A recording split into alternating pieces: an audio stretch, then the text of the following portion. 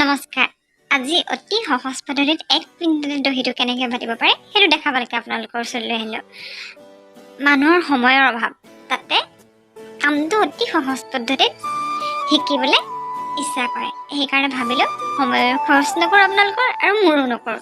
আৰু এনেকৈ 2টা আঙুলিৰে এনেকৈ পেঞ্চিলেৰে চিন দি লৈছোঁ। তাৰপিছত 4 ইঞ্চি সূতা কাটি লৈছোঁ। তাৰপিছত ইয়াত 3টা আপোনালোকৰ হিচাপত আপোনালোকে 3টা দিয়ে নে 5টা দিয়ে, মই 5টাই দিওঁ। আৰু তাত সূতাখিনি এনেকৈ দি পেলাই তাত 3টা গাঁঠি দিওঁ। আৰু গাঁঠিকেইটা দি পেলাই ওপৰ আৰু তল দুইখিনি সূতা মিহলাই তাত আকৌ ওপৰৰ পৰা তললৈ এটা গাঁঠি দিওঁ। আপুনি গাঁঠিটো কেনেদৰে দিছোঁ এবাৰ ভালকৈ জুম কৰি চালেই ভিডিঅ'টোত গম পাব। যদি আপোনালোকৰ সময় হয় দুবাৰ চাব ভিডিঅ'টো, তেতিয়া ভালদৰে বুজি পাব।